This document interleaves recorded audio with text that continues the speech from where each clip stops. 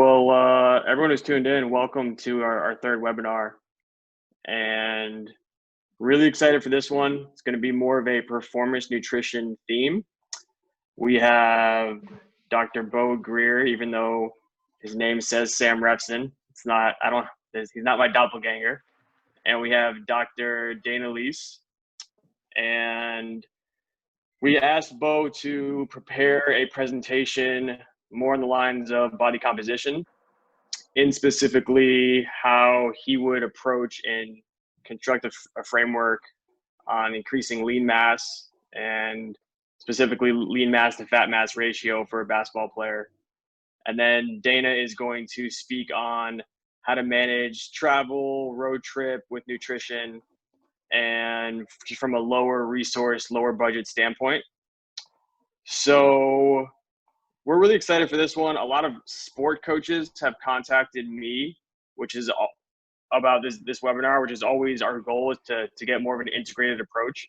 We don't want just one demographic watching. We want the performance coach, the nutrition personnel, the sports medicine medical team, and then obviously the sport coach and athletes to see what we're doing just to build that more integrative model and integrative approach. So yeah, why don't we just start with maybe just a quick self-intro from Beau and Dana. If you guys could just maybe each say your name, where you're from, where you're currently working, and then maybe one thing that you spent maybe a little more time on, whether it's personal or professional, while you've probably been at home more often. Beau, you want to start us off? Sure. I'm Beau Greer. I work at Sacred Heart University. I run the graduate program in exercise science and nutrition. And that's sort of always been my academic background, no matter the degree. I'm originally from Houston, Texas.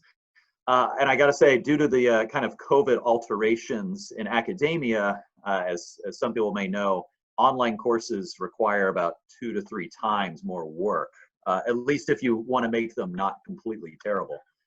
And so I've had probably less free time now, especially when you consider that our kids aren't in school, than I ever have. So I've accomplished mostly nothing over the past few months. I think I've read a few more books than I usually would have, but that's about it. It's been a very unimpressive April and May as far as my resume goes.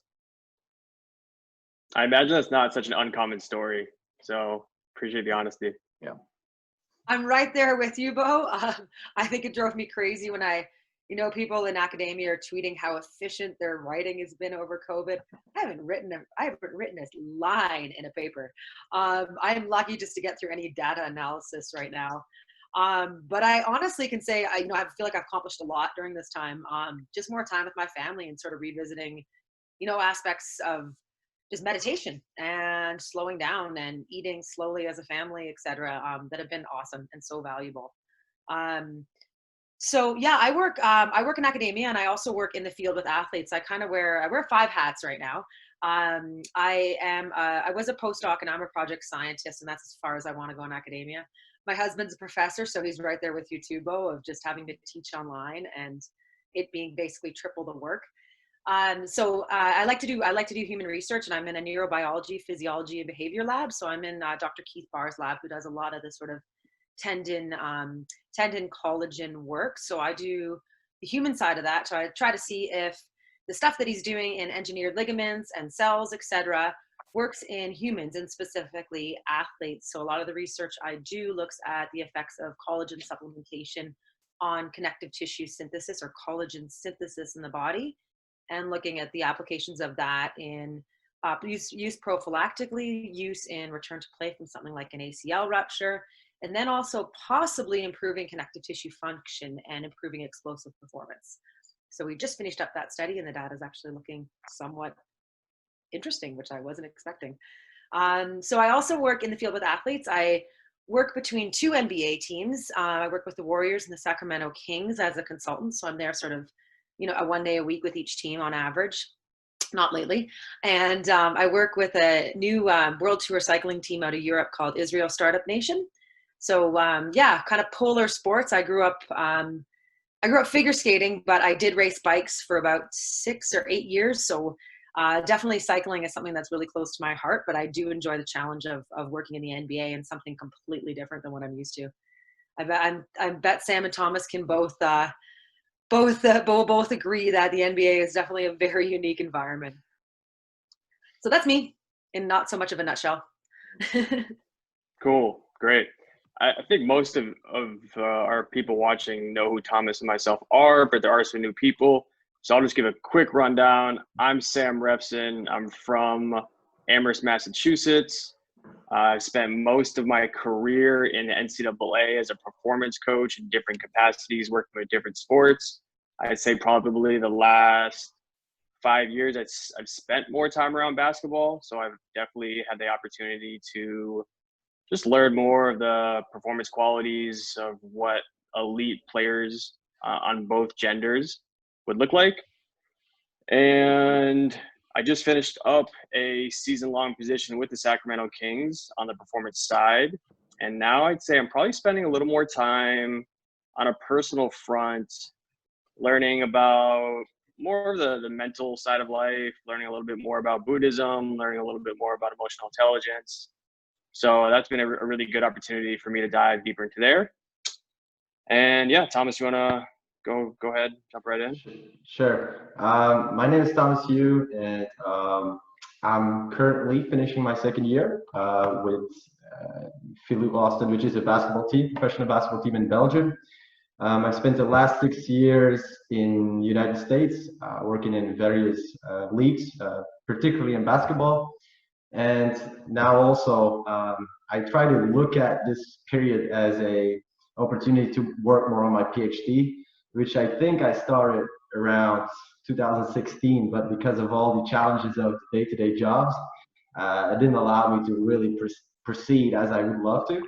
So now it's actually a huge opportunity to do that. And my PhD is in eye monitoring in relation to fatigue in basketball. So still a lot of work to do, but it's definitely fun to dive into a topic that you love. So and then also on this side, Sam and I have worked a lot on producing as much high quality content as we could for our audience, which is, well, Sam, I will let you explain the movement real quick behind IBBC.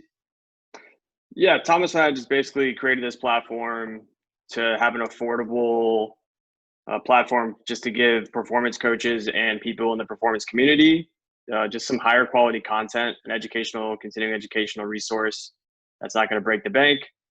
Thomas and I spent all of last summer just kind of touring Europe and meeting a lot of people and engaging in the community and having a few seminars. So we learned a lot more, or at least I learned a lot more, being more stateside, about the challenges from a limited resources standpoint in Europe and the rest of the world.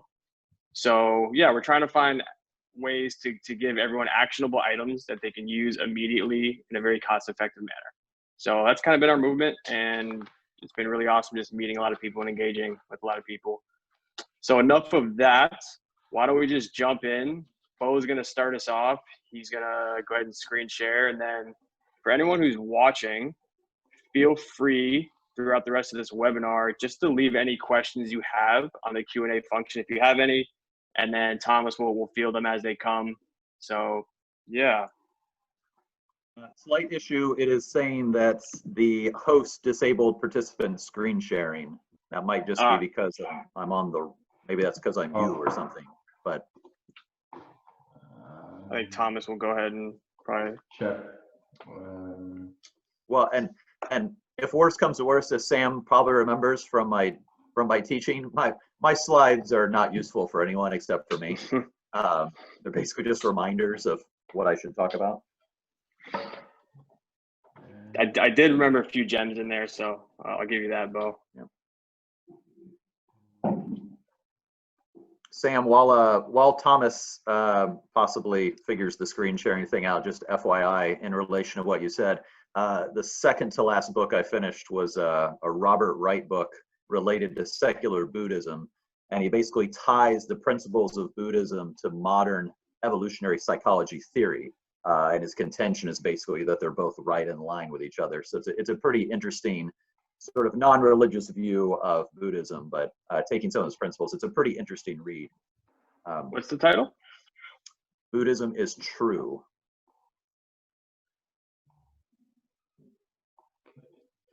Beau, is it okay if I make you a host real quick? Sure. That way they will allow you to. Okay. Did you see any change? I do. Okay. So let me try this. Perfect. Now, what are y'all seeing? You're good? Elements of basketball performance. Beautiful. All right.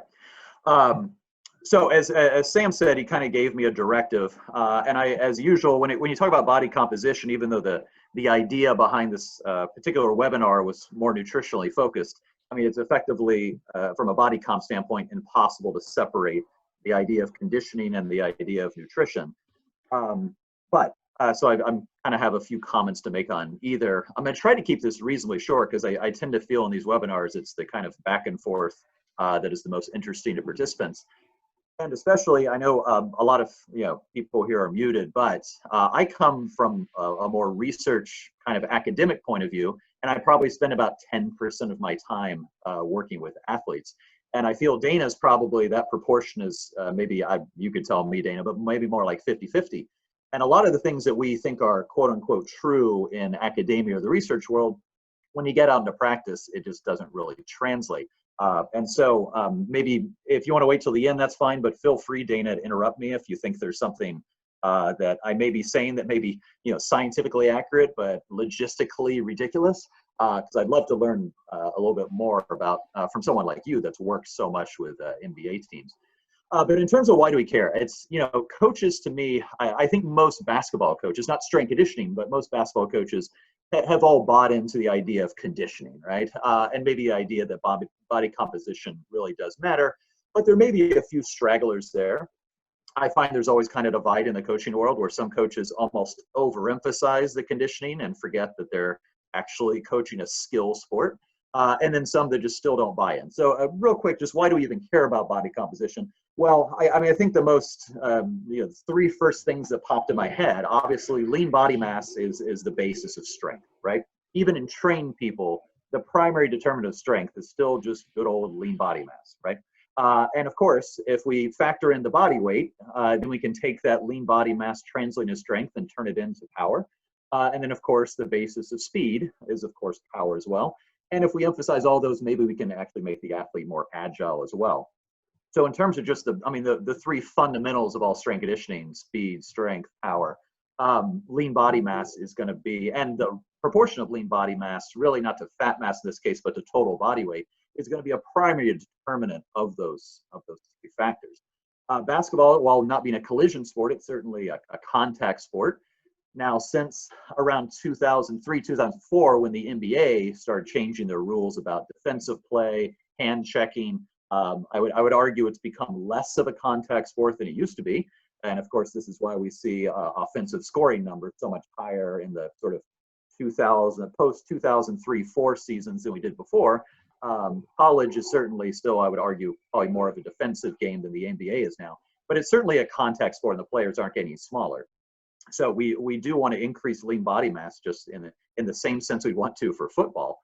It's just too easy to get pushed around on high-level basketball now if there isn't a substantial amount of muscle mass, particularly if you're a little bit deeper in court position. And then I think the biggest thing is just simply efficiency of movement, right? The average player runs between 2 and 3 miles during a game. A typical NBA game is about 2.5 miles. If we think about trucking along just that added 5 pounds of fat mass, 10 pounds of fat mass that are doing the athlete no good whatsoever, that is a tremendous caloric load when you sort of extrapolate that out over a single game. And of course, that usually manifests itself most evidently in the third and particularly the fourth quarter, when now we're seeing athletes moving slower. That first step isn't quite as quick. And of course, for those of you that like hike, this. You put 5 more pounds in your pack weight. At the end of the day, you're just dead and you don't know why.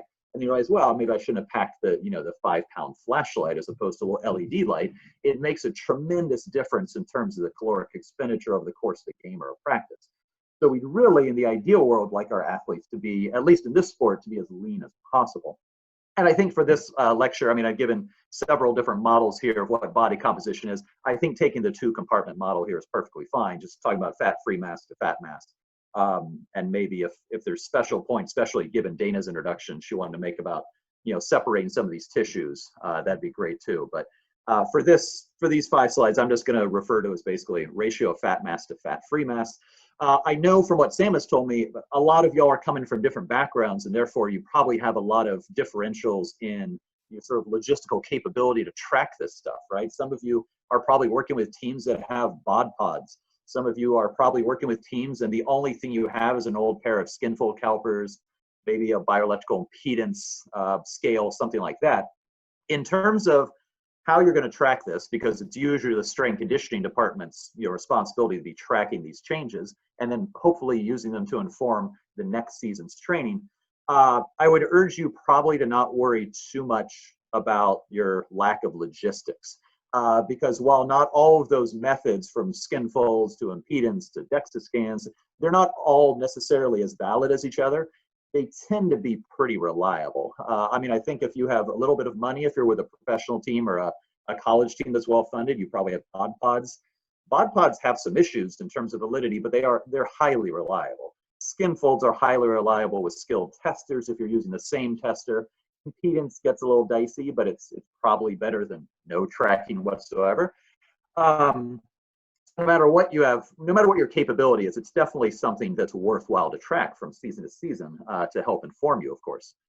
So the emphasis on, how are we going to maximize, I don't know if we can maximize body composition, I don't know what that means, but if we can maximize lean mass or fat-free mass to fat mass, where's the emphasis? What's more important, the conditioning or the nutrition?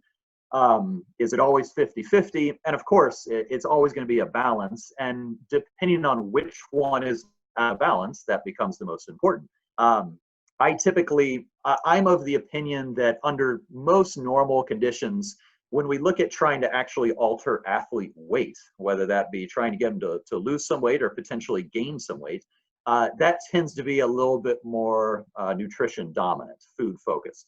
When I think about trying to improve body composition, I tend to view that as a little bit more a factor of conditioning. But again, that only remains true if the diet is reasonably decent. If someone's diet is completely off the rails, no structure whatsoever, then yeah, you're going to make more improvements through diet alone. But in my mind, those are the kind of the 2 differentials here. But I think there's an Achilles heel here in the basketball community, because there are some real limitations in what you can do from a conditioning standpoint to basketball players, just because they're such an orthopedically challenging group to work for. It's not that they're just big, right? Football players are big, but basketball players, especially the high-level basketball players now and high-level college and more so the NBA, they're not just big, they're weird. They're weirdly built, right? Wingspan has been getting bigger in proportion to height. Limbs are oddly long, even regardless of the fact that they're 6'8", 6'9". That puts a lot of orthopedic conditions, or I guess you have to take into account a lot of more orthopedic considerations than you do working for if you're training a soccer team or a lacrosse team, simply due to the nature of their anatomy. Consequently, if I'm going to say, well, I'd really like a player to, shave off 5 to 10 pounds in the off season. Well, in a lot of these, if I'm training a soccer team, I'm probably just going to bump up mileage, right? I'm just going to give them more volume. What am I going to do for someone that's 6'7"? I can't tell them, hey, you should be running 5Ks, 3 times a week, and just absolutely destroy their entire, destroy their entire body. So I think there's some limitations that have to be taken into consideration as well on the conditioning front. And then, of course, time of season matters. There aren't too many universal opinions on this from what I can glean. But in my opinion, usually when we're really dealing with substantial fluctuations in weight, just good old body mass, that's usually best kept for, off-season kind of stuff, not even postseason, but probably off-season. And again, the struggles of weight loss on the conditioning front, of course, are, well, how are you going to have someone lose a decent amount of weight but not be dragging ass all over the court, right? Basketball is just an incredibly glycolytic sport. And so without adequate glycogen stores, it's really hard to keep players from feeling lethargic if they're losing a decent amount of weight at the same time, which is why I feel a lot of the basketball players I've worked with, they kind of have this mentality that the off season is the off season. And yeah, I'm going to gain some weight. I'll probably gain some fat mass, but in the preseason, I'm just going to like bust it really hard. And of course, you know, sometimes they can get away with it for a while, but you run the risk of injury, overtraining. Preseason conditioning should be hard enough without the added idea of, you know, restriction of calories or something like that. So I think conditioning can be challenging. So if you're trying to get athletes to, or at least facilitate some weight loss, I think it helps to do that in the off season, in which they're probably just, you know, not even working on skill development, but probably just trying to maintain skill development or skill acquisition. And then of course the struggles of weight gain in the basketball community. Well, it's sometimes hard enough to gain weight if you're a highly active 21-year-old person who's 5'8", and these people are 6'8". So just maintaining caloric adequacy can be hard enough. So on the weight gain front, I don't find the conditioning part to be challenging, but from a mental standpoint and the logistical standpoint of trying to get someone that's 6'9" to gain weight and having to bring food everywhere they are if they don't have the resources of a professional team, that can be really a substantial challenge as well. So if we kind of carry on in this and let's just think about off season before we get into the in season stuff. Off season, as any strength conditioning coach knows, right? Off season can be very challenging. Depending on who you work for, you're going to have possibly limited interaction with your athletes. In some cases, very little at all, and in other cases, you probably still have a decent amount of communication with them. And there is sort of this mentality of, you know, how are we going to instill discipline to our athletes? And that's a subject for a completely different webinar. But I always love my friends that are really probably like Dana, just right in the middle, scientist and coach. And, you know, they all tend to have the same opinion about certain coaches. Like, no, he or she is just too much of a scientist to be a good coach. And I always find that amusing because I know exactly what it means, where they're just, their thing is they're not making their athletes tough, you know. Everything is too analytical, it's too quantitative, and they're forgetting a fundamental aspect of coaching is how to create a sense of discipline and toughness in your athletes. And of course, I come more not from a sport playing standpoint, from a practitioner standpoint, from endurance sport. And of course, that's a massive thing is making these athletes mentally tough. So the off season, I'll use I don't know if you can do a lecture on basketball and body composition and not talk about Charles Barkley, because he's probably the most famous example the NBA has ever had of someone who really just had massive fluctuations in weight their whole career. And Barkley, you know, came from Auburn, was drafted by the 76ers. He weighed 300 pounds. And Moses Malone took him aside. Well, I guess Barkley had apparently asked him, like, why he's not getting the playing time. And Moses Malone was like, hey, and I don't use this term usually professionally, but since I'm quoting someone else, he's like, hey, you're fat. That's why you can't be fat and be in the NBA. It's just not going to happen. And consequently, I think he lost about 45 pounds in the preseason. But Charles would always kind of fluctuate up and down. And I ran into a kind of a lucky situation where I'm from Houston and I was a tennis player. And there was a tennis club in Houston. I was kind of a mid-level, you know, just normal middle class kind of tennis club. And probably the biggest celebrity in Houston still to this day, I mean, other than US presidents and possibly JJ Watt, everyone in Houston knows this human being. He sells furniture. He's a local celebrity. He bought that tennis club and made it the Houston Rockets practice facility. And so we'd be done playing tennis. You could just go up on this little indoor track and watch these pickup games happen. But it became sort of a local reservoir for summer play. Shaq had family in Houston, so Shaq would be there every summer. And so Shaq would be around, and then you get the Spurs, like Tim Duncan, David Robinson. They just be playing pickup basketball. And you could not get on the court unless you're an NBA player. It was incredible. I mean, imagine watching like Robinson and Shaq, and I think Kenny Smith was still playing. All these big names just played pickup ball. But Barkley was never really in that mix when he started playing for the Rockets. And it was always kind of this running gag, because obviously we're like 19, 20. We're just listening to what the players are saying and kind of having fun with it. It was always a question of what's Barkley going to look like when he comes back. Because it would always be this like 20, 25 pound weight gain.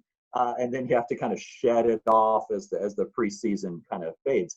And so I think it does a lot of good if you can, excuse me, if you can instill some degree of dietary discipline in your players. And a lot of that, you know, some of you, those of you that have access to someone like Dana that can do a lot of nutrition education for them, it makes such a huge difference. But if you don't have that access, there's still some fundamental principles of even just calorie control that you may be able to instill in your players, so you don't have to start from scratch every time they come back in your facility in the preseason.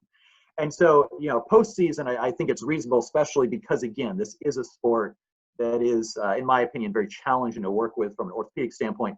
Postseason, I do think just let things lie, let people do whatever they want. But in the off season, when usually the only conditioning they're probably going to get is through pickup games, maybe those of you in a college setting probably try to prescribe some exercise, but are probably not in a position to really monitor it very well. The off season to me is, again, a wonderful opportunity to really work on getting someone at the right body weight for their height, independent of body composition. The big thing lately is some of the debates, and Barkley has, of course, his mouth has kind of got people talking about this, but you know, Zion is a great example, where Zion is by no means not lean. He's a lean player, but he's just big. He probably weighs a little bit more than he needs to, and when we take into account years of shuffling back and forth on NBA court, some people are concerned that even though it's lean mass, he might just be too big for his position. And of course, we have the standard conditioning limitations I've already spoken of in the offseason. It makes things kind of difficult. Therefore, in the offseason, to me, the focus is really, you know, skill maintenance, but then the focus has to be on energy. Now, this doesn't mean we're having players counting calories, right? I mean, even trained professionals have a problem doing that accurately, but at least giving players a sense of the importance of sort of an energy balance perspective. Now, again, maybe in the question answer session, I may be asking the questions. I'll ask Dana her opinion on this. But in the dietary world, we know that focusing on individual macronutrients doesn't do people as much good as focusing on calories. But we also kind of, just not from an athletic standpoint, but from a weight loss standpoint, we know that arguably focusing on, maybe having people focus on the types of food they're eating does a better job of calorie control than actually focusing on the calories or even portion sizes. So there's a lot of different ways to kind of fry an egg in that sense. So we'll loop back to this. In the preseason, your normal mesocycle transition is going to do a lot of good for you, because obviously now they're certainly, if they weren't doing the off season, they're back in the weight room. They're starting to get more conditioning from practice and the conditioning you guys are prescribing, of course. From a body comp standpoint, you know, a lot has been made of intensity of work, and you guys are prescribing the intensities. In terms of whole muscle hypertrophy, all the latest data on that are pretty much showing the same thing, that it's pretty much a volume thing, not an intensity thing. In terms of whole muscle hypertrophy, not tissue-specific hypertrophy, which of course is what we're most concerned about in the late preseason. But in terms of whole muscle hypertrophy, I wouldn't spend too much time as a coach worrying that you're not giving the exact right intensity of your lifts to maximize lean body mass gains, because it appears that it probably doesn't matter that much. It's pretty much a volume and a load volume situation, not necessarily an intensity thing. And then, of course, as you move towards more of your sport-specific training, the intensity is going to go up, because, of course, you're going to start working on more aspects of speed and quickness, and making sure that first step is as fast as it was, in the last season, things like that. In the in-season play, do we need conditioning alterations for fat mass and fat-free mass changes? I'm of the opinion that probably no. I think if your conditioning program is good in the first place, and we're talking from a resistance training standpoint, we're talking from, anaerobic capacity training, all the things you're prescribing, if those are in place, I don't think you need a whole lot of alterations on the fat mass to fat-free mass thing. I think it should kind of take care of itself, assuming the dietary elements are in place. And there's certainly, I think a lot of people would argue, well, you need, the high intensity interval stuff is better for, fat loss than the long, slow duration stuff. Yeah, I mean, they're basketball players. They're not going to go do the long, slow stuff they have is trying across the court. You're not going to send them out to run 5 miles. So the higher intensity, more interval type training is really the avenue you're going to use anyway. So consequently, again, I do think because the conditioning doesn't need to be altered as much solely for the idea of body composition changes, I think that means the diet probably plays a bigger role. The other aspect of this that I've seen data from a bunch of different sports, and I can't say there's a ton of consistency, but in the court sports and the field sports, that this old adage of, you can't forget about the bench players, right? Because during the season, your top players are all getting conditioned during the game, and of course the bench players aren't. And from a strength conditioning coach standpoint, I mean, the hardest part, in my opinion, about being a strength conditioning coach is the logistical management of teams as opposed to training individual athletes. Consequently, I've seen, especially in soccer, when you look at the body composition changes. So in season, you're not expecting to see big fluctuations in weight, right? Not a lot of weight gain, maybe a slight weight loss, just because it's hard to keep up with court and field sports, the amount of calories that are being burned. But you don't typically see large amounts of weight fluctuation, but you do tend to see improvements in body comp throughout a season. But if you look at some of these sports, you're seeing those improvements in body comp in the players that are on the field of the court. And of course, you're not seeing the same improvements by the people on the bench due to the failure of the coaching staff to try to get that conditioning built into those bench players. So that's obviously a logistical concern. But since Sam kind of asked me to talk more about sport nutrition, that seems reasonable that I talk about that now. So from a nutritional aspect, I mean, I just came up with kind of 3 ideas here, because it's easy to say, well, if you balance your calories, blah, blah, blah. But that's really hard to do from a quantitative standpoint. So I just thought about the 3 macronutrients and the things that I've seen in the teams I've worked with. And again, I have a lot of experience in field and court sports, not as much with basketball. So I'm inferencing some of this on the basketball player. A lot of field and court sports athletes, I use this phrasing, they kind of waste their carbohydrate. In other words, protein and carbohydrate have some interesting parallels in that in both cases, you can certainly ingest more than you can quote unquote use at any given time, right? So in the ideal setting, we have players ingest carbohydrate, and we want them to ingest the most they can kind of use to store glycogen away, but we prefer them not over ingest carbohydrate to the point where they're no longer storing glycogen, but now they're storing fat. And of course, that's not a black and white thing. It's not like you get down to the exact gram and it just starts turning to fat. But of course, there is sort of a slowly churning window. And it's about, a gram or 1.2 grams of carbohydrate per kilogram. That's about the maximal rate you can store glycogen. Now, we're lucky in that we're working with basketball players who typically weigh a lot, right? So you have a 100 kilogram player, 220-pound player. That's not that big for the NBA these days. That means they can use about 120 grams of carbohydrate at once. That's a little more than 2 bagels. So when I'm working with the soccer players, the 145-pound soccer player, we really kind of have to limit them and try to spread those carbohydrate intakes out over the course of maybe 1 feeding every 2 hours or something. With basketball players, since they're bigger, you can get away with a little bit more. But the idea is effectively smaller amounts more frequently on the carbohydrate front make more sense from a body composition standpoint, solely because there's a greater chance of that carbohydrate being stored as glycogen, mostly in your muscle, maybe a little in your liver, as opposed to those carbons being sort of reconstituted into fat mass. So more frequent, smaller feedings from a carbohydrate standpoint seem to be a nice approach on that. Protein, on the other hand, whereas you can certainly ingest more protein you can quote unquote use at any given time. Unlike carbohydrate, you can also ingest so little protein that it doesn't do a whole lot of good for you. There is sort of a minimal amount of protein we want people to ingest at each given feeding. So what I've written here, maximize protein responses, don't worry about the timing. Depending on when kind of you've been keeping up as a coach on some of the sport nutrition aspects, protein timing has kind of been dead for about, 5 years or more.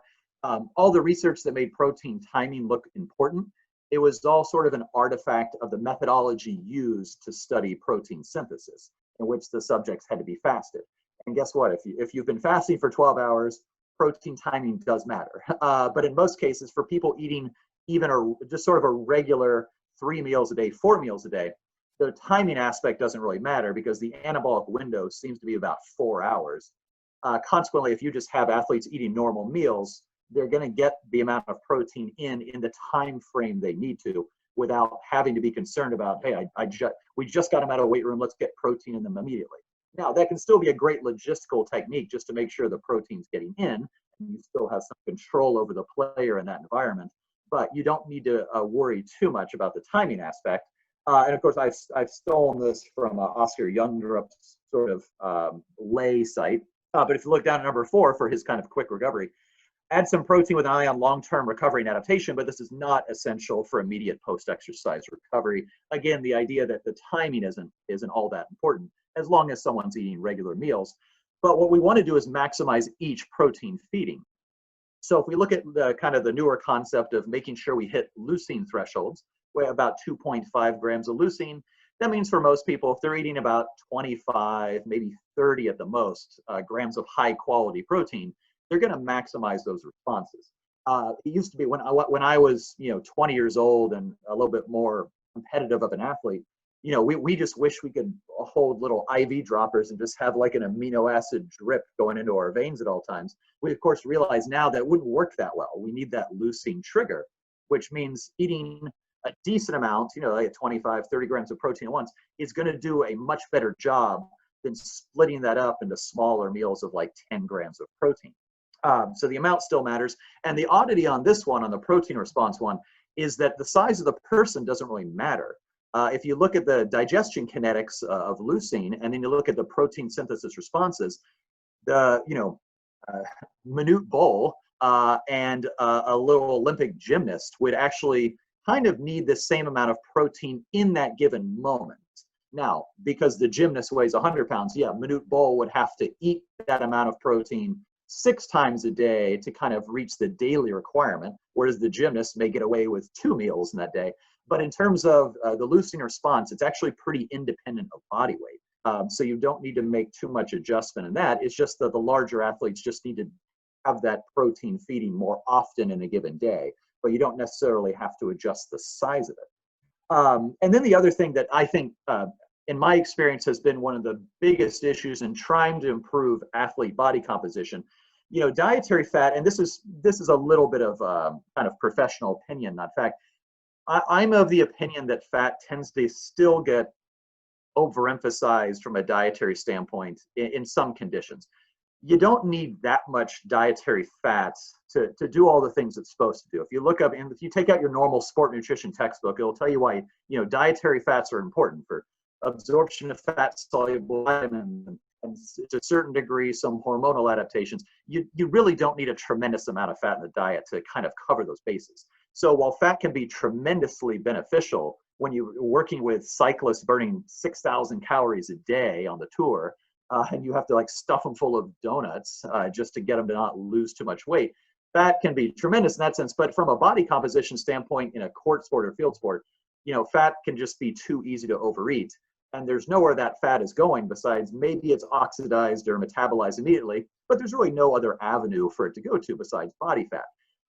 Consequently, in trying to restrict some fat in some athletes' diets, sometimes some athletes need some education or maybe re-education about carbohydrate, fat, et cetera. A few weeks ago, I had a former student, which was kind of sad because I obviously failed her. But a former student, she posted on an Instagram, she was running like her first half marathon or something. And it was a picture of her dinner. She's like, carb loading, and it was a plate of nachos. I was like, I mean, there's more calories coming from fat on the plate of nachos than carbohydrate. That's not carbohydrate loading, that's fat loading with some carbohydrate. Of course, if you go to some of the dietary data, it confirms this, that when people often go on low carbohydrate diets, they end up actually taking out more calories from fat than they did carbohydrate, because no one's going to sit there and eat a bowl of Alfredo sauce, right? What kind of mutant would do that? Once you remove the pasta, you remove all the fat along with it. So trying to get athletes to focus a little bit more on grains and sources of carbohydrate, potatoes, what have you, rice, without the addition of some of those added calories can be beneficial too, just in creating those slight changes, 1, 2, 3% body composition or body fat percentages throughout a season. To me, that can usually make a big difference. So from a nutrition standpoint, I mean, those were kind of the 3 pillars I thought of in terms of in-season logistics and what athletes can be focused on.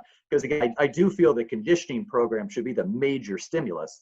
And then it's the dietary aspect of just trying not to get them to throw away a lot of what you did on the conditioning front. So with that, maybe I think, Sam, your schedule had maybe some question debates, what have you, at this point after my little shtick. that of course went on longer than it was supposed to. Yeah, well done, Beau. I definitely have a question that I've certainly gone towards more of this end of the spectrum, I guess, the last couple of years in my career of, all right, let's take the example of a basketball player who is lanky, young, so has like really great potential to build some lean mass.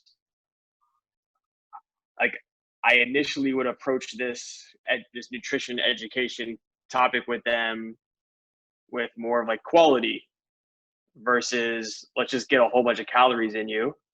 And a lot of times with basketball players, compliance cannot be great. And you obviously want to keep it as simple as possible.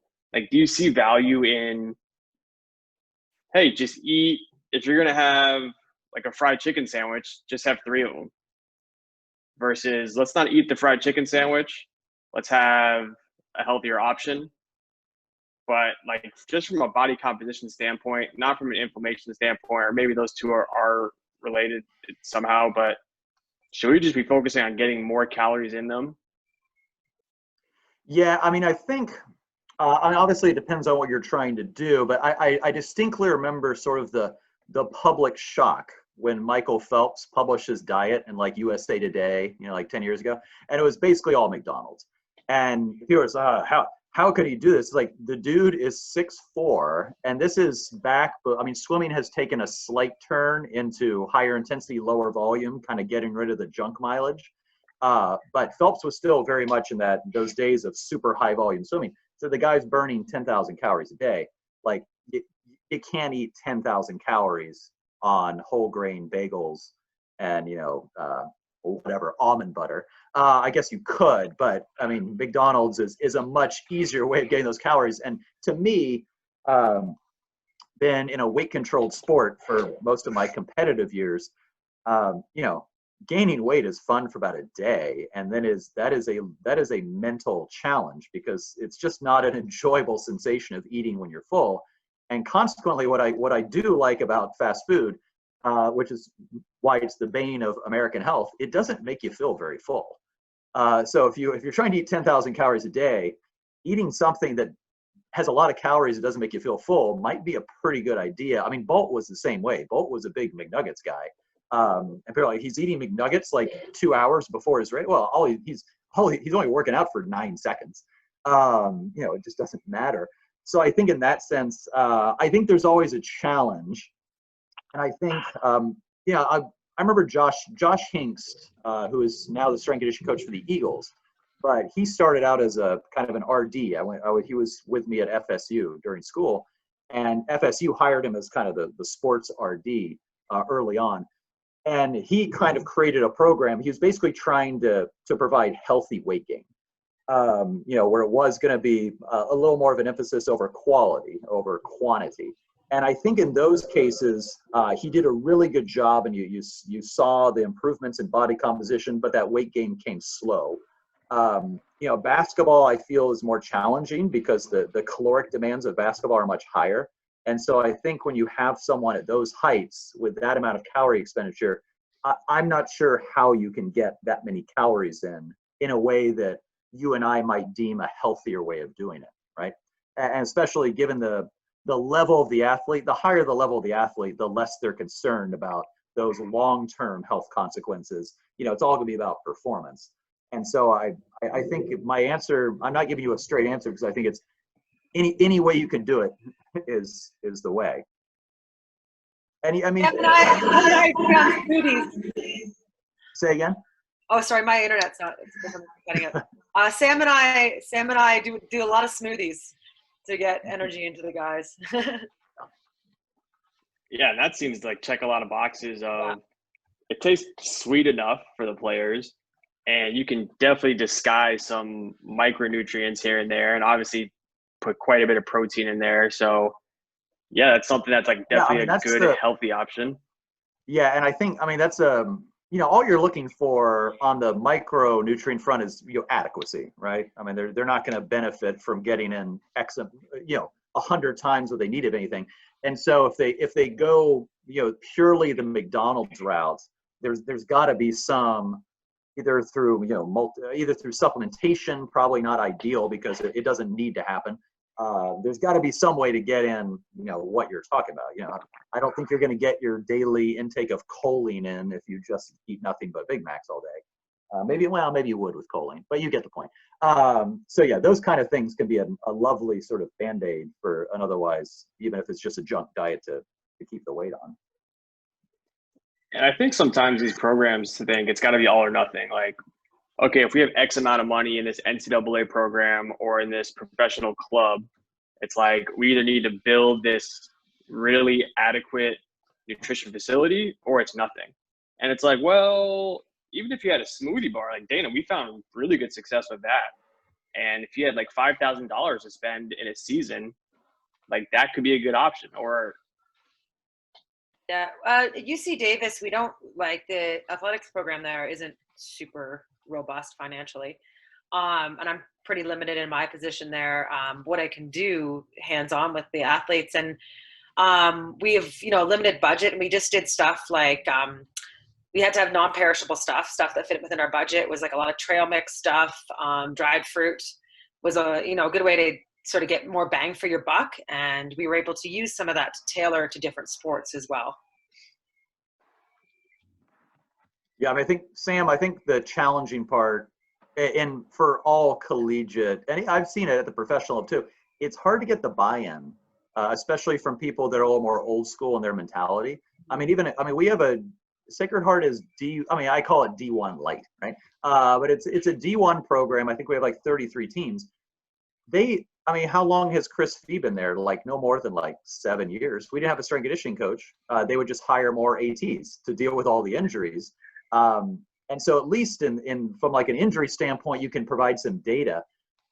What data can I provide to show you that the nutritional aspects, or what, this consultant, what data can I show that they made a difference? It's impossible, right? There's too many variables. So it's all based on, kind of observation.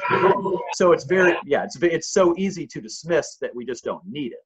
And so you have, about 10 programs in the country with these really I don't want to say well endowed, because usually the person is getting paid that well. But at least, they have real programs and support for their athletes. Where at schools like mine, they'll hire an RD that probably has never seen, a side of a sport to save their life. And they, use them as like an external consultant when needed. And they usually are great for, disordered eating kind of things, maybe some female athlete triad or reds. But when it comes to performance nutrition, it's a complete bust. So yeah, there's a long way to go on kind of the team aspect. Yeah. That's one aspect I've tried to work on. A lot of RDs that I'm mentoring too is just trying to quantify their work. Because nutrition a lot of times is deprioritized. I've been doing this for 15 years. I'm well aware of that.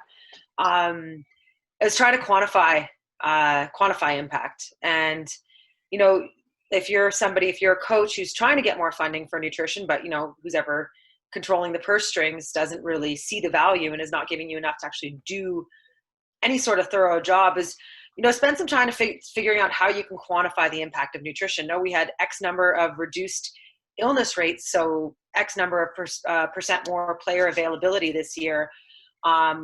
Case study stuff works great too. We had 4 players we needed to do major body composition changes with. We integrated an RD, and we, saw this and this response, and you can quantify body composition changes. Whereas before, we weren't able to see those consistent improvements of whatever our goal was with body composition. So I do encourage, if you are trying to look for more support with nutrition, try to find those sort of little pieces where you can quantify nutrition. Again, it's hard. It's not easy at all. My favorite sport to work with and to watch has always been track and field.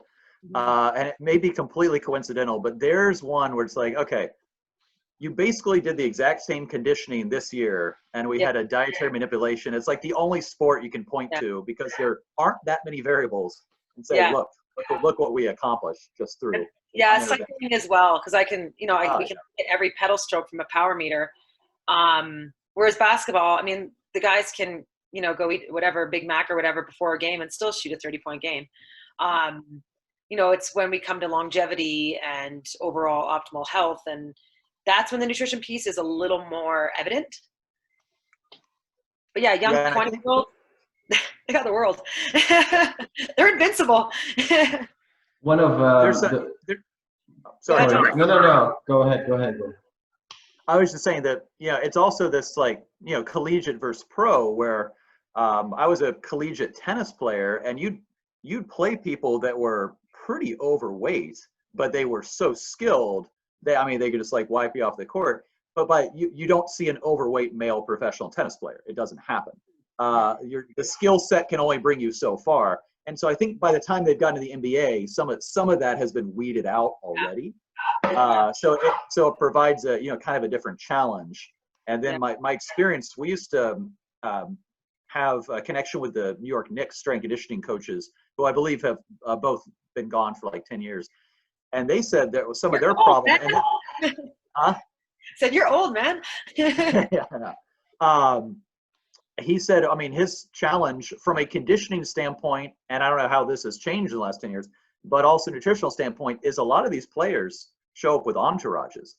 Certainly not at the collegiate level, but at professional level. And it's like, well, I'm being trained by this person, not you. And so they got tired of kind of the lack of autonomy, where in a collegiate setting, you have lots of autonomy. In a professional setting, you can often have not nearly as many. And that carried over to some of the dietary aspects too, where they're giving appropriate advice, but they're hearing things from, you know, different angles from people that are completely uninformed. In the most egregious case, one of the Knicks players had his buddy doing all his conditioning, but he was actually using the book written by the Knicks coaches to do the training in front of them, which seemed particularly egregious. I guess it's better than using some other coach's book. Yeah. One piece I did want to jump on, and you might have explained it, and I didn't. I stepped out in and out a little bit to take care of some things. But just with regards to the leucine piece, I think it's important to understand when we're explaining to athletes why the leucine content of protein is somewhat of an important piece. And leucine is the main amino acids that's going to sort of talk to the pathway in your body, the metabolic pathway in your body. It's called the mTOR pathway, that tells your body to make more proteins. So leucine levels in proteins is the one sort of thing that's really important in the type of protein you're choosing and the quality of protein. And that's something I think it's important for coaches to understand. And it might not be as prevalent in Europe, but in the US and Canada, we're getting a lot more vegan athletes too. So that's something we're doing a lot more education on. On that last part, then I wanted to just add a quick thought. Is the education part, I think, cannot be understated, because I think the self-empowered athlete is the most, like, that's where you're going to see the most change. And like this year for me personally was a very, very interesting year, because we had like athletes on this end of the spectrum and athletes on this end. So we had guys who could drop 30, 40 points, eat like garbage, and we had a guy who did everything. Like every food was calculated, like everything was perfect. He worked with a nutritionist, and again, we don't have a nutritionist on staff. I think it's indeed undervalued in a lot of professional clubs even, and we play at European level, so we don't have a nutritionist. But we had an NBA draft prospect this year who was underweight for a lot of NBA scouts.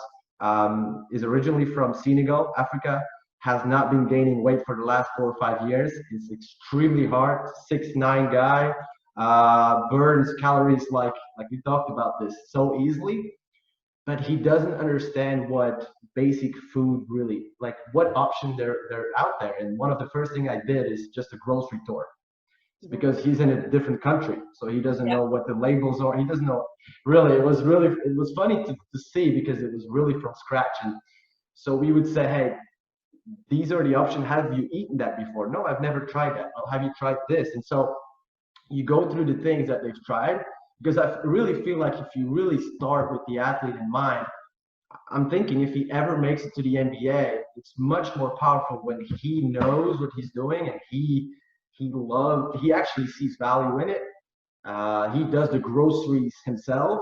It's much more powerful than, I think, starting from top, because I've seen organizations where the manager is putting incentives in the contract if you're not maintaining your body weight or body fat percentage over whatever we talk about, you're losing money in your contract. So there's so many different ways to push them, but I think it really starts from an emotional intelligence standpoint. And I know, Sam, you've been studying more or digging into that topic, but I think that has for me seen the most changes for me, starting with like, what are good foods, what are options that you know of. And for example, for this athlete who needed to gain weight, I pretty much made a list of all high calorie foods that are nutrient dense, and I let him pick. I said, hey, choose all the foods you know that you like from this list, and let's add them to it. And of course, it's really hard to see improvements in season because we train twice a day. It's almost impossible, but we had a little bit of gain. So, but I really try to start really basic, very simple, and starting with the athlete. Like when you hear questions and you talk with them, they just throw it at you where they're at that point. Some are aware, some are completely unaware. And the worst part is when guys are dropping 40 points, the young players who are actually still learning and trying to develop a good habit, they get pulled away, and especially on the road. So that leads to my question. I know I ramble a lot, but my question is, on the road, I've seen one of the biggest challenges. Like, what can we do to have regular food in the athlete's body, especially if he needs to maintain some muscle mass during the season, when the only thing they have is pretty much the airport for maybe 4 or 5 hours, and some of them cannot cook, so you can't really expect it to change like that in 1 second. They have to dine out, and they only have the airport. And what do we have at the airport? Fast food chains everywhere. So that was one of the biggest challenges for me as a strength and conditioning coach, trying to do as much as I can on the nutrition side. So I don't know how you guys would approach that on the road. Yeah, well, that's I have that covered in my presentation. Do you want me to start that? Awesome. Yes. Conveniently. Okay, so I just need to be able to share my screen, and then I should be good to go. Beau, would you be able to make Dana a host? I don't know. I stopped sharing my screen. I think that made me lose my ability. Let me he should be able to. If he stops sharing, then he should be able to lose it. Or maybe I could. That power. Okay.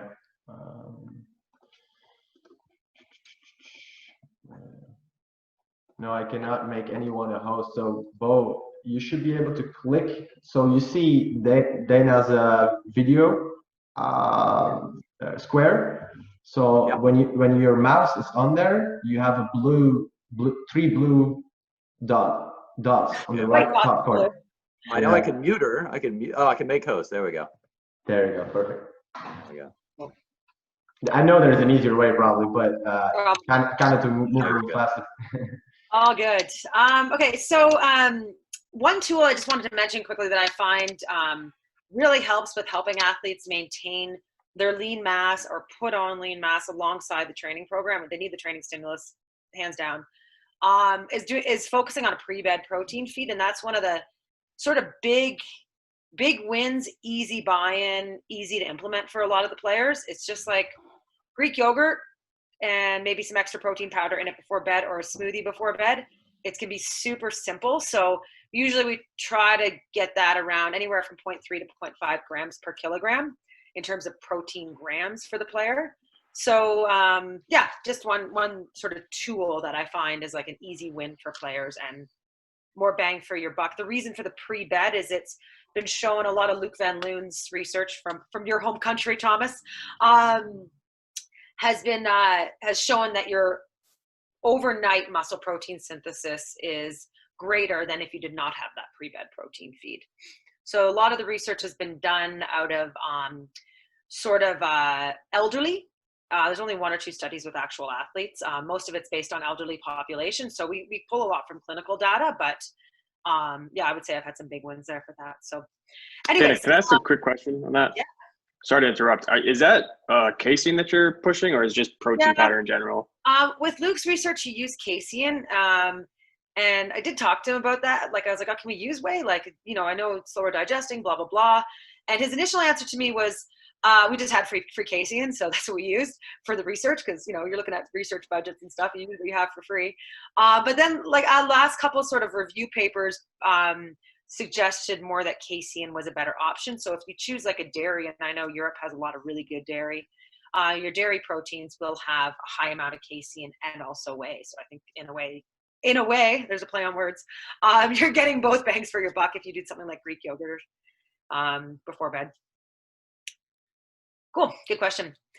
So I like, it's kind of fun to pull back out of the research picture and really kind of dive into the tools. When I first started out working in dietetics, most of the work I did was a lot of the day-to-day tools to make stuff happen for athletes. We can have, you know, a lot of fancy research, as, you know, Beau was saying, but it doesn't really do much if we don't have tools to implement the nutrition strategies. And I think it's important. I try to empower coaches and strength and conditioning coaches to have some of these tools, because a lot of times a nutritionist or dietitian is not there full time. They're in a consultant role, or they don't travel with the team. So I really try to empower the other staff to be able to, you know, follow through with the nutrition piece.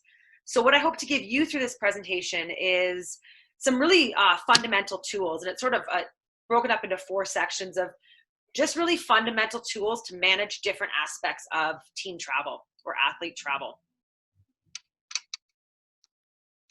The first thing I pulled this from, it's a military research paper on sport nutrition in the military, but I really liked this graph because it pulls out sort of the pieces of sport nutrition in an athletic setting. But the one piece I would like to stress with this sort of travel nutrition stuff is to be very proactive. It's it can kind of be make or break. If a few days of nutrition go bad for a player on a long road trip, they can be more fatigued, more injury prone. So I encourage the staff as well as the players. I think the players also need to take responsibility for themselves, to be proactive, have some foresight where, you know, if you've traveled to the same hotels before and you know what's gone wrong before, be a bit preventative. Reach out to the hotel and be like, hey, we were here last year. The buffet looked like this, or we had 6 cases of food poisoning or something, like, you know, or the food was not super awesome. How can we work together to improve our food provision for our athletes? And then prioritize, you know, what's most important, what's nice to have, what's need to have, or nice to have when it comes down to budget. And then also protocols. I think it's important to have, you know, some protocols written out with like, okay, here's our recovery protocol post-game. Here's our flight immune system protocol. So I have some of those tools kind of cut and pasted. I'm happy to send them out to people and you can cut and paste them. I didn't make them up. I just develop them. They're other people's research, so I'm not really attached to too much. So I'd like to break this up into 4 sections. One is some tools to manage planes, trains, and automobiles. The next one is hotels and restaurants. Hydration, I'll sort of tie in throughout, but also give you a couple tools to really manage hydration kind of easily. And then just some tips on snacks and recovery. I find when we're traveling, it's really easy to find high carbohydrate snacks. It's really easy to find processed carbohydrate snacks, you know, chips, bars and stuff, but giving you some tools to search out some of those more nutrient dense and higher protein quality snacks too. Because a lot of times on travel days, our energy needs, our carbohydrate needs are lower. You know, we're sitting on planes for 5 hours and then we sit in a bus and then we go sit for dinner and then we go to bed. Our carbohydrate needs are not that high. So helping to get athletes access to more protein, more high antioxidant foods rather than those high carbohydrate, more processed foods. So my 3 priorities was sort of the plane and travel area is plan your nutrition trip. And I'll, you know, try to get who's ever responsible for the nutrition piece on a road trip to kind of, you know, sketch out. And in a way, it's easier to do an NCAA and NBA, like, we have a lot of things in place. The hotels are dialed. Different people will take care of the catering. So this is not something so much that we'll do in the NBA, but at the collegiate level and different levels of sport, I would definitely sketch out your plan. Okay, we're leaving at this time. We kind of need the players to eat around this block. We have a 6-hour flight. What are we going to do on that flight? What are we going to choose for food? So sketch out. And when you're making your schedule for your trip, put nutrition in that schedule. And then the hygiene and immunity piece, and then the hydration piece during travel. So I think as Thomas was saying, the fast food restaurants are definitely prevalent in airports. Like anywhere you go around the world, fast food is always the biggest thing. In airports, there's usually always, except for the really small airports, usually always one or two more to sit down dining type options. And even in some of the fast food restaurants, there are some better options. So who's ever in charge of sort of the food piece when you're traveling, I would give athletes a list of the airport options. Like you can look it up online. Every airport will have a list of the restaurants at that terminal, and look at the menu, and then have like, hey, guys or girls, here's your top 3 places to go. Here's your top 3 menu choices. And sometimes I'll even empower the athletes to do that, or I'll sort of say, okay, I have, 1 or 2 players who are really keen on nutrition. Hey, for this trip, can you guys do this research for the team and then send it out? So I think if you're, you have some athletes that are super keen on that nutrition, empower them to do that for the team.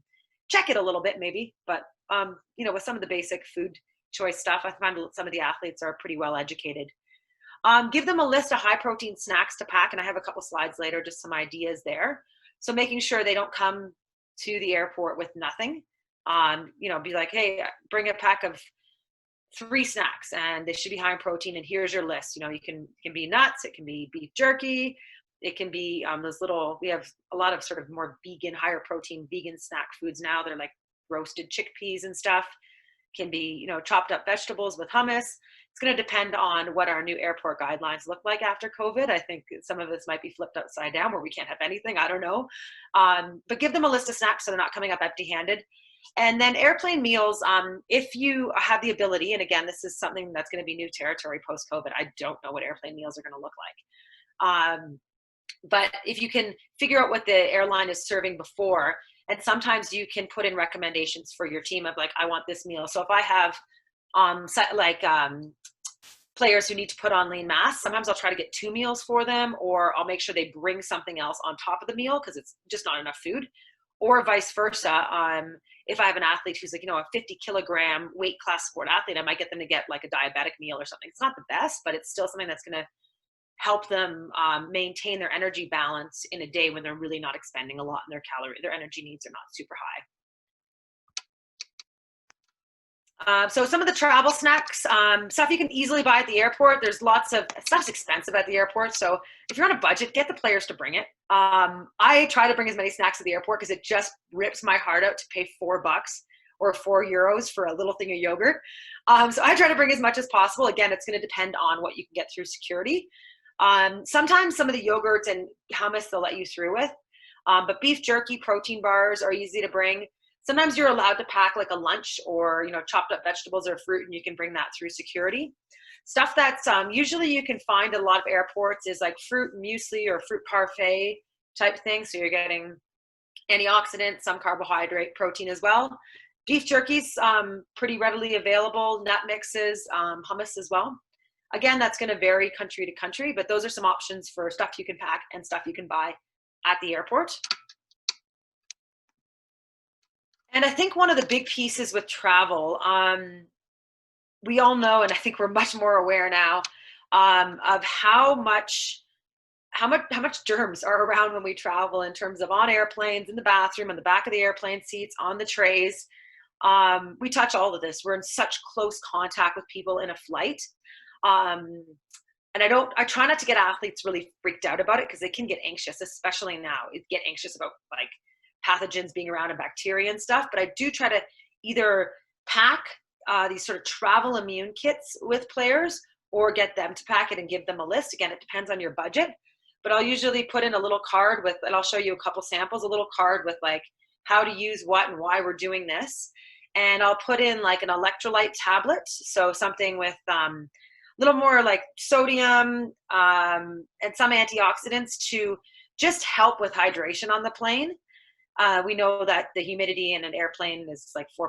It's much lower, so we get dehydrated really fast. And with the humidity, the low humidity in the air, our orifice, our nose, our mouth dry out really fast. And those are the first immune barriers we have in our body. And with those sort of those barriers drying out, we're more likely to let pathogens in and get sick. So trying to keep hydration levels optimal. I also usually recommend players travel with some sort of saline spray, and that just kind of keeps your mucous membranes moist. And then usually a chapstick or a lip balm or whatever you call it in every country, to keep your mouth moist as well. And again, sanitizing your hands before you put them in the lip balm and put it on your mouth. But lip balm's also another one. Usually we use, emergency packs. So sometimes they'll have like zinc and vitamin C in it. I might do a vitamin C chewable tablet. Whether or not it's going to do much acutely in that period, I don't know. But there's some evidence suggesting that taking extra vitamin C upon the onset of illness helps decrease the severity and the length of symptoms. So I'll use it somewhat prophylactically during travel, especially long haul flights. During that time, I'm not worried about some of those higher doses of antioxidants compromising training adaptations. So it's just something to think about daily, but during that period, I'm not. Vitamin C goes through the system pretty fast, so it's not going to have like a prolonged approach on training adaptations if you're doing some sort of key training session the next day. Here's just an example of one of the cards we made up for the Kings. This spelling error was definitely fixed before we sent it out. But just an example of why we're giving out these immune packs and how to use them. So really simple 3 steps. I think if you create a long page, our younger athletes right now, they don't read. You need to make it simple, to the point. If I gave them a page long, they would probably just take it and crumple it up. So really short, to the point, I think is key for helping athletes get the message and, put in place the strategies you're implementing. This is an example that I did for a cycling team. This is a little more comprehensive. My cyclists will read. So I find like cyclists are somewhat a little bit like triathletes, or they're a little more hungry for information than some of our basketball players. And I don't mean to slag the basketball players. We just have to use different communication methods. But my cyclists will read a lot more detail, and they'll email me like, is that like, how should I do this if I use this? So they're just a little more on top of like really trying to take in that information. So tailor your protocols to your athletes. And it might be different between a female and male team as well. With the hydration piece, I usually just give a quick, easy to follow guideline of from the minute you leave your house to the minute you get to the hotel, and like about an hour before bed, drink at least 1 cup of fluids per hour. Now you don't want to chug 2 liters all at once because you're going to pee most of that out. So try to space it out. If you're going to take a nap during a flight, just drink a little bit more after the nap or before. And I usually recommend stopping drinking about 1 hour before bed, so that your players don't have to get up in the middle of the night to go to the bathroom. So you have enough time to process the fluids, go to the bathroom, so their sleep isn't disturbed from trying to rehydrate right before bed. And then just getting them to check their urine color. Again, if they're taking like a B vitamin or vitamin B6, their urine color is probably going to be fluorescent yellow. So this little chart and eyeball method is not going to work. But I find that for some of our players, that giving them just a quick look at the color of their urine will give them an indication of their hydration level. And this can be used, and I'll mention a little bit later as well, it can be used during a flight, during a travel day. It can also be used day to day during a road trip. You kind of want your pee to be on that top 3 colors. So more like lemonade, not like apple juice, is a quick little eyeball tool I use for athletes. It's not the most accurate, but it's a simple, easy to implement tool that gives them a reminder to stay on top of their hydration. And it depends on the toilets in Europe. Some of them, this won't work. Some of the squatty ones, you won't work. You won't be able to see your urine color. So it depends on your country as well. With hotels and restaurants, again, plan your nutrition schedule ahead. Pre-plan some of your menus. Try to give as much options as you can, and I'll sort of discuss that throughout. Definitely, if you can, and usually hotels will give you a menu. This is the budget you have. This is how much it's going to cost per player. Try to massage that a little bit. Sometimes you can work with the hotel to be like, hey, can we put this in instead of this? Could you have one other meat option? They might up the price a little bit. Sometimes they won't. Sometimes they just want to make you happy. So try to have that conversation with whoever the catering manager is. And then also have your team guidelines for the year that you just hand out to every hotel. And I'll show you an example of that in a few minutes. The other thing is hydration and hand sanitizer at any team meals. Put hand sanitizer, and I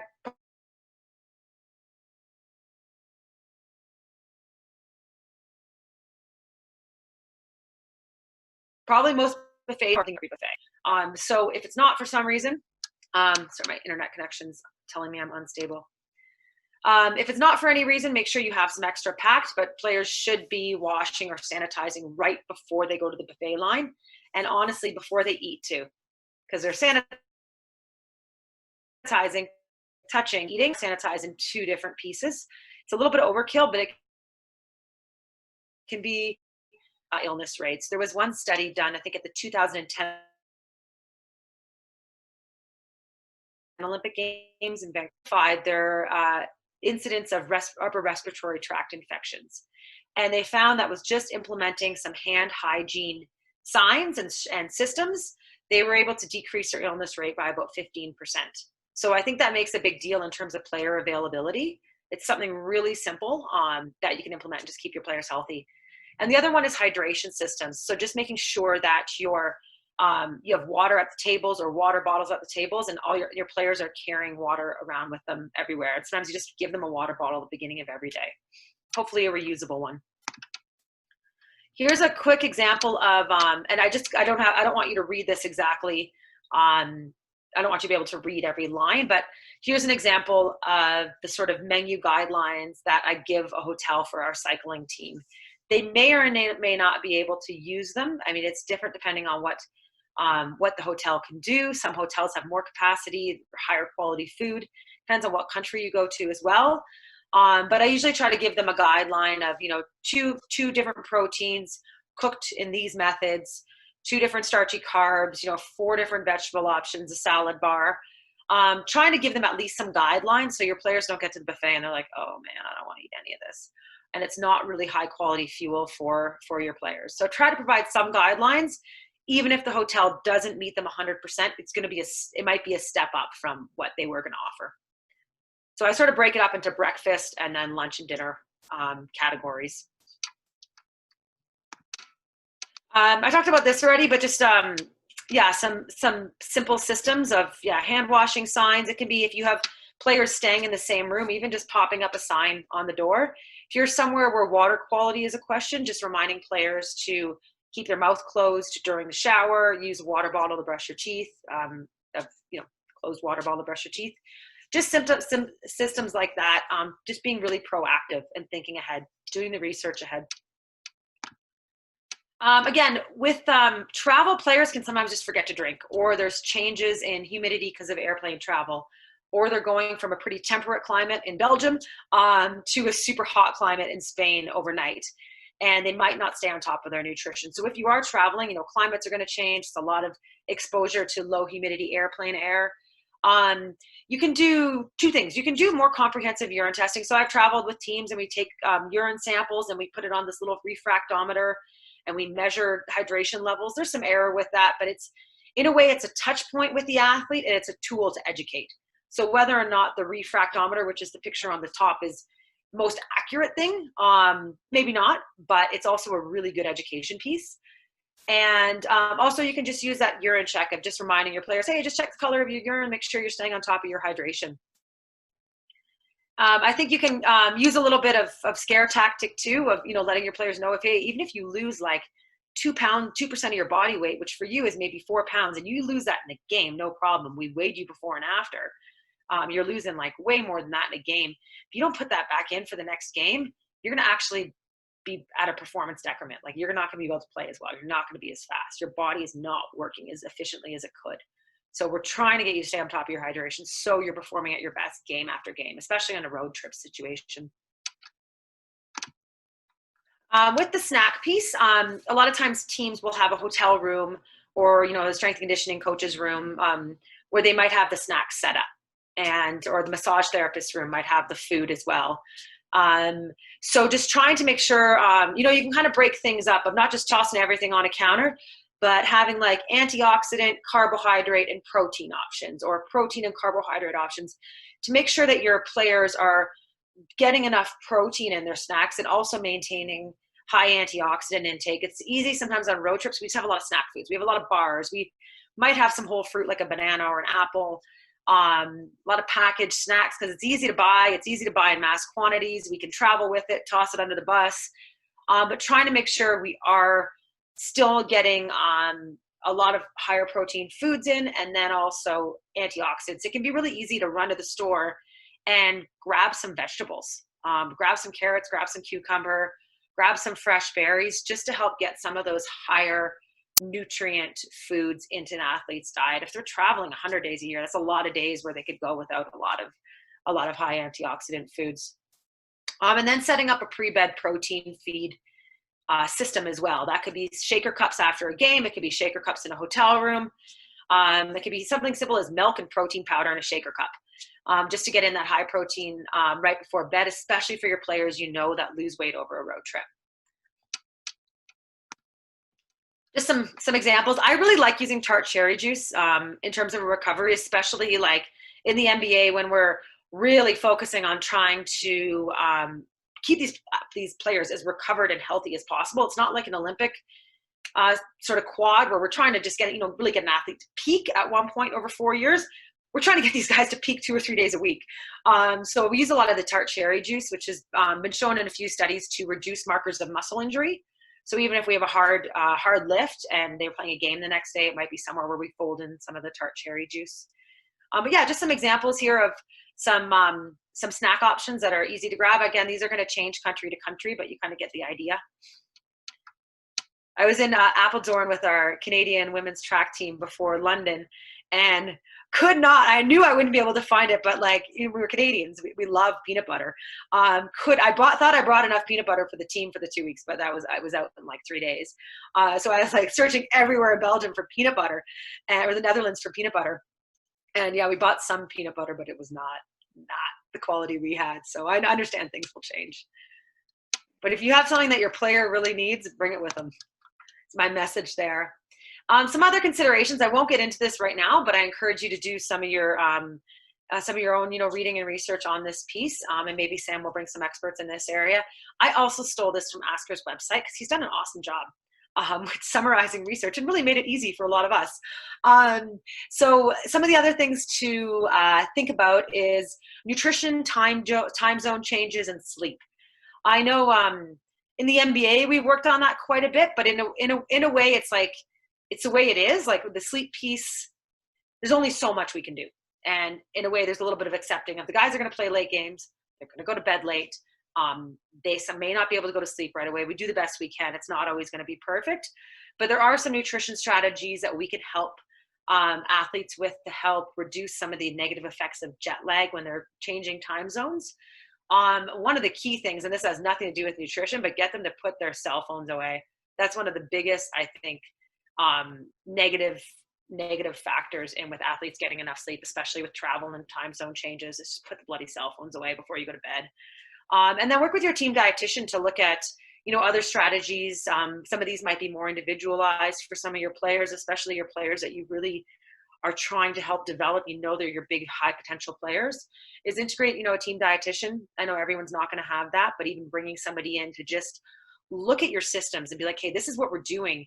Where are our gaps? What can we do as a staff to close those gaps and step up our nutrition game a little bit? So it's not like you have to find, $500,000 to hire a dietitian.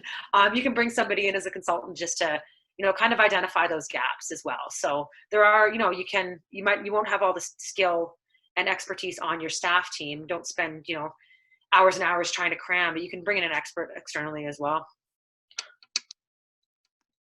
There's probably a lot of things I haven't mentioned here that would be considered in a road trip. A few resources here. So yeah, Sam or Thomas can send these along. But if you just even Google Sport Dietitians Australia fact sheets, there's a Nutrition for Traveling Athlete fact sheet that's pretty good. Eatright.org has a Eating on the Road toolkit for athletes. And most of these are focused for athletes, not practitioners. So they're just really simple, easy checkbox options for players. And then there's sportsrd.org has a lot of good fact sheets for athletes too that are pretty easy to understand, but also pretty comprehensive. So that's it for me. So yeah, feel free to reach out. This is my email for UC Davis. So feel free to reach out if you have any questions. If I don't answer your email right away, just send it again. It just means I missed it. I get a lot of emails every day, and I'm on my computer a lot less right now, which is nice. So just send it again if I don't answer it. Awesome. All right. I will stop sharing my screen. Dana, I loved how just basically everything you said was really just low resource and doing simple really, really well. And I think you highlighted the opportunity for all these teams, basketball, non-basketball, half your season is going to be on the road. Yeah. So that's either like a really great opportunity to win or lose there. And sounds like a lot of proper planning. You gave us some really, really good tools. I have a question for you in terms of like experiences with that. So obviously I've worked with you firsthand and I see how much planning you put into some of this stuff.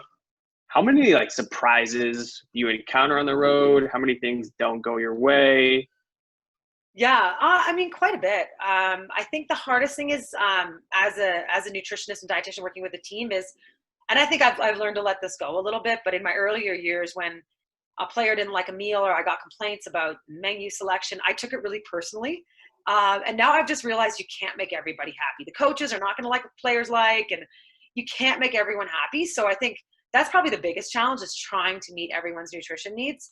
My priorities are meeting the nutrition needs. So if I have a vegan athlete, if I have an athlete who needs to put on lean mass, my priority is meeting those needs. And then the preferences are a big piece of that. But you know, if someone just didn't like the way a fish was cooked, I mean, we're probably never going to see that hotel again for another year. So I choose my battles in a way. But yeah, you get lots of surprises with like what you ordered and what gets served.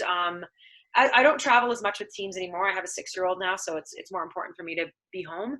But when I traveled a lot, I'd spend a lot of time in the kitchen when we got to hotels and just meeting the kitchen staff, figuring out what was going to be served, checking the buffet ahead of time. A lot of grocery shopping. I used to joke around. I spent half my career in Costco buying toilet paper. So I used to do a lot of grocery shopping and stuff for teams. So you're in control a lot of the pieces as well. So but yeah, there's always surprises. A lot of it comes down to meal service. You just do the best you can. And, you know, I guess key message is figure out, you know, what you're really going to get upset about and what you're just going to be like, yeah, sorry about that. Won't happen again. Right. Expect things to go wrong a little bit. Yeah. It's not the end of the world. Food poisoning stuff can get pretty nasty though. I've been lucky enough not to have to experience any of that firsthand, but I've had several colleagues that have had some bad stories with food poisoning when teams going to Mexico and stuff. So Well, I've been lucky enough to evade that. wasn't the Jordan flu game? The flu, Yeah. That's what I heard. Question, Dana. Have you done like switching of room service menus? I've heard this story, but I don't know. I can't really call up who did that. But they kind of had, because a lot of players sometimes don't eat even at the table, Yeah. which is, I think, you know, kind of not appreciative, right? But they go to their rooms and they're just doing room service and they order pizza. But if they don't have other options on their menu list, that might help. I don't know. Do you see value in that, or have you done that? Yeah. So I mean, in the NBA, money's not really an issue. I think we pretend it is sometimes, but compared to what I've seen in other sports, Olympic sport, it's not an issue. I hope I don't get in trouble for saying any of that. But so with the room service piece, and we have these beautiful buffets, and sometimes athletes and players are just like, nah, I feel like eating on my own, or I want to do my own thing. We just try to figure out. We want to do what's best for the players. So I'm not going to make them eat at the buffet or the team meal if they don't want to. Like, sometimes guys just need to be by themselves. And I've traveled with teams too, and I just want to go to my hotel room sometimes and not see anyone, especially as I've gotten older. I'm tired. So, that might be best for them, and it might be best mentally for them. So I just try to figure out, okay, if you're going to go to your room, what can we order you for room service? And planning ahead, and I'll work with the strength and conditioning coach. Hey, can you just check in with this player and this player? Make sure they're ordering something for breakfast before we go to shoot around. And then if I have somebody who's like, I love smoothies, that's all I eat in the morning, I'll, ask somebody who's going on the team, hey, can you just, while you're traveling from the plane to the hotel, can you just do a quick search for smoothie bars nearby so they know which one to go to in the morning? So I think it's important to individualize. I don't think you need to make players go to meals. No, I think I completely agree. I think being proactive can do so much. It's like so simple, but I think it's still not executed everywhere the same as we would vouch for. So Yeah. I think it's like being proactive is just, and also from a player standpoint, like try to, like if you have a road trip of 4 or 5 days, try to think about it 2 days ahead of time on Thursday and kind of give them a reminder of like, hey, Saturday night, you won't have time to do any groceries. Maybe the grocery store is closed, or, small things. I have one more question. Sorry, I have so many questions. No, I love the questions. It's fun. And this is for you too, Beau. It's both, but like I know you mentioned you do some research on collagen, and we had that supplementation available through some endorsements, and we have a lot of players with tendinitis, right? It's pretty common Yeah. in basketball players. So I don't know how far the research is in there, but we felt like they had some improvements. Obviously, there's a lot of variables and a lot of factors that come into play. So, but would you suggest that for players who suffer from, you know, any tendinitis, pretty much? Yeah. Yeah, I would, hands down. If you want, you can, if you want to make me host again, I can show you a couple slides that I presented for this Connect Song call with the NBA yesterday. That's directly will sort of help answer that question, but also help frame some of the considerations Sure. around using collagen. So let me just bring those slides up. So, yeah, I mean, the collagen piece has been Connect Song. There we go. The collagen piece has been pretty popular lately, with, you know, some mixed results. Share screen here. And also in terms of dosages, because there's so many Yeah. different recommendations that I'm kind of like lost. Yeah. So Keith Barr sort of did the first study with Greg Shaw out of Australia using gelatin, and they had people jump rope, only an N of 8. So, you know, it's a pretty low N number. People jump rope, and then they measured, you take a blood sample, and in the blood, you can measure a marker of collagen synthesis. It's an indirect marker.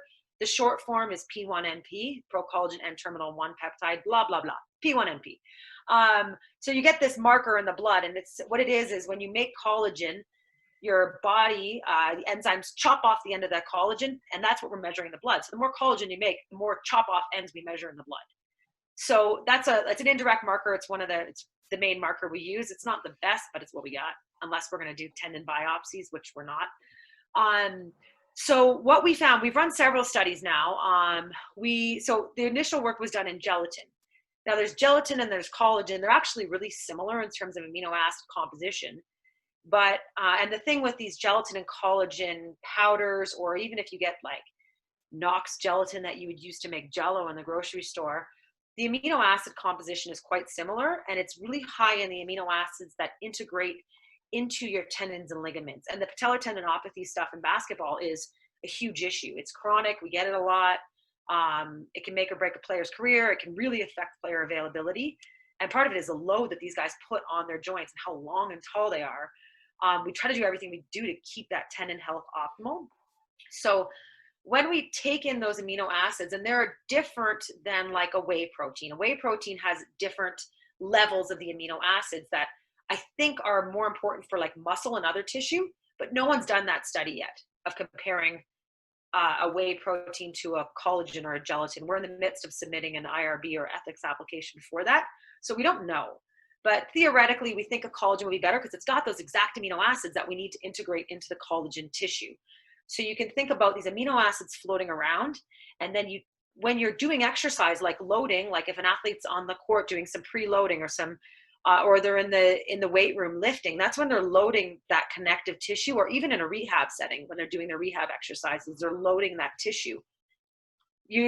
Ideally, if you have some of those amino acids essentially floating around that tissue as it's being stimulated to turn over, we think we can improve that tissue turnover and create basically more, in a way, stiffer, but it's a good stiff. It's not a bad stiff. Stiffer and more injury resistant tissue. So if you have that stiffer, more injury resistant tissue, you might also be able to create more explosive force better. So, but down to the dosing piece, yeah, I would definitely use it for sure. Again, research is pretty early, but I think in the NBA and stuff, we kind of have to be ahead of the curve and also just weigh our risk versus benefit. We're not going to be doing stuff ahead of the curve if it's too risky. You'll never have another job anywhere in the NBA if you do something bad. If you make a mistake, you don't make mistakes in the NBA. There's one thing that's different than Olympic sport. I think there's a little more room for creativity in Olympic sport. In the NBA, you don't make mistakes. So we did one study where we looked at dosing and trying to find the lowest effective dose. A lot of issues with that study in terms of like just measurement error with the kits we were using, but we think based on some of that, we think 20 grams is the optimal dose. We don't yet know if that's based on kilogram body weight. We tried to pull some of that information from our data, but we just weren't able to. We didn't see anything related to body weight, but I think we just need way higher subject numbers to pull some of that data out. So I don't know. Right now, we just say 20 grams we think is the best. A lot of products, or you'll hear you need to take vitamin C with it. I think if you have vitamin C in your system from food, I don't think you need to. It's not going to hurt you, but yeah, some products will have like 50 milligrams of vitamin C. Vitamin C is a cofactor for that process of making collagen. So, when you've heard about people getting scurvy from not getting enough vitamin C, that's because that vitamin C is a cofactor for making collagen. So they get all bendy and collagen doesn't work very well. So that's where that vitamin C piece comes in. But usually we get enough in our food as long as they're not loading fasted. Probably the vitamin C in food's fine. We did that study as well. We didn't really see much with a different dose of vitamin C. So then, does the vitamin C also help from a digestive standpoint? So No. Okay, so this is purely how it's synthesized inside the body. In the tissue, Okay. yeah. Okay. So yeah, I would try to dose it about 40 to 60 minutes before you're going to load. And in an injury rehab setting, I might do that multiple times per day. So if they're coming in and they're doing a bit of a lift, a carefully prescribed lift, I might dose it before then, about 40 to 60 minutes. And then if they're doing rehab later, maybe 6 hours later, they're doing some home rehab exercises where they're going to be loading that injured area enough, I might dose it again. Right. So 40 to 60 minutes, because that's when the amino acids peak in the blood. Hey, Dana. Yeah, go ahead. Sorry to interrupt. I know Keith mentions chocolate a little bit. Yeah. Does that tie into the? Yeah, it does. Yeah, I can chat about that quickly too. We did do one study with gelatin and collagen. We found it worked the same in terms of our P1 and P levels, but there's a couple other studies that have come out since then that have shown that the hydrolyzed collagen might work a little bit better. So I usually use collagen just because it's pretty easy to get now. It's not that expensive really. And it mixes in a lot better than gelatin. Tastes a lot better. So yeah, I would definitely use it. I think at the lower levels in sport, I would get some of the foundational pieces dialed first. If the protein intake is crap and the collagen isn't going to do anything, it's like try to get the foundation. I think of it like a pyramid. Your collagen's probably up on the pyramid here where the foundational pieces should get dialed first. In the NBA, I would put it lower down because we're just trying to keep these guys healthy. So depends on your team, the individual, etc. Yeah. Yeah, so Keith would have, man, this is nice for Europe because Europe has wonderful cocoa. I love Europe, you can tell that. So we did some work on looking at epicatechins. Now, what the hell are epicatechins? When Keith came to me, this is my boss, he's like, yeah, we got some funding to do an epicatechin study. I was like, epi what? Because I never actually said the word, I just read it. It's spelled, I broke it down to remember how to spell it. If you break it up into 3 words, epic 8 chins is how it's spelled. So non-alkalized or non-Dutch cocoa is really high in epicatechins, the negative epicatechin. Epicatechins are in the family of flavanols. So there's aromatic rings with different attachments make them different flavanols. So there's some interesting data in rodents finding that feeding epicatechins, and this is pure epicatechin, improved some mRNA. So mRNA is like the little precursor stuff before you actually have the tissue. So it's like kind of the ingredients you would put into the full cake. So improve some collagen mRNAs and some collagen deposition. There's a little bit of research on using epicatechins in some dental pulp work and finding improved collagen synthesis. So we ran one study dosing athletes with cocoa powder. So they had cocoa every day. If you've ever tried to have non-alkalized cocoa powder pure every day, it makes you want to vomit. You think cocoa is gonna be awesome. No, pure cocoa does not taste good. So I only had one athlete vomit. So we were able to finish the study. So we basically did the same study design, tried to find the lowest effective dose. And it was messy because we're mixing different types of cocoa to get the right epicatechin content. And myself and my students, we were covered in cocoa, and I'm okay not seeing cocoa powder for a while. But we had them jump rope and stuff, so similar to the collagen synthesis and similar story to the collagen. But yeah, we think epicatechins might play a role with improving collagen synthesis. There's a lot we don't know, but I think risk versus benefit. In some cases, I'll integrate like non-Dutch or non-alkalized cocoa powder into smoothies and stuff for some athletes. because it's not going to hurt. And if anything, it's going to do other good things in your brain and stuff. There's a lot more evidence with different cognitive and brain dementia aspects. So I'm not going to be doing any harm. I might make some of our players smarter. So yeah, I think the evidence is still pretty rodent based. And I wouldn't say our study was super awesome. It was okay. But yeah, I think risk versus benefit, I would use it. Did you see any GI problems as a result in that study? Yeah, not with our players specifically, or with our subjects specifically, because we didn't measure it, and they didn't really complain about it except for the one guy vomiting. But I've used it, and I definitely get GI issues, like just a bit nauseous, kind of like that gut rot feeling. But this was this was big doses. Yeah, I had this idea that without being sciencey about it, that a huge amount of the right kind of chocolate, there's some reasons I could tie together why it would improve running economy. Yeah, okay.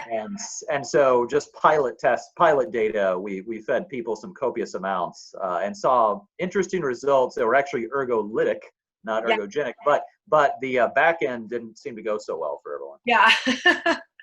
Yeah, I think I'll use it a bit in my cyclist, and there was a recent paper showing that the improved mitochondrial biogenesis that we saw in rodents didn't actually translate to athletes, to real people, with the epicatechins in the cocoa. So before that, I started using it with some of my cyclists, but yeah, we would kind of dose it a little bit in the oatmeal, kind of 1 gram per kilogram. So it's about 2 tablespoons, and mix it with chocolate protein powder. And I found that was tolerated fine. But yeah, large doses just mixed with milk or something, it's not good. It's not good. One of these things I love learning about these new pathways in the research, because we're always trying to look where's the edge, right? Especially at the NBA elite levels, where the 1% makes such a big difference.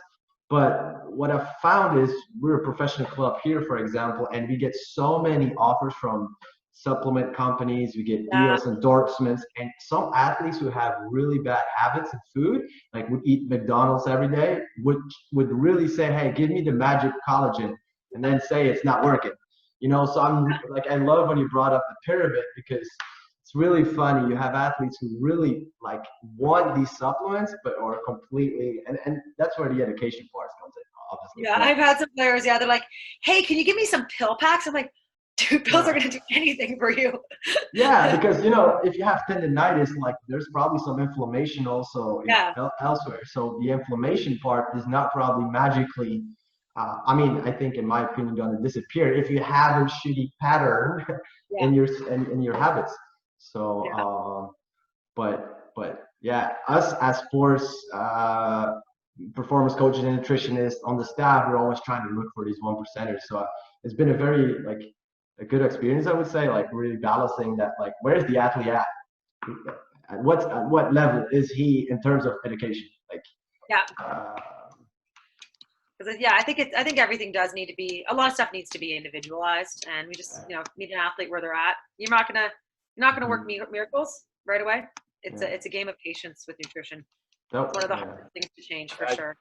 I think a point that you made earlier, Thomas, works on both ends, the nutrition and the conditioning end. Your sort of emphasis on trying to get them to have a little buy-in.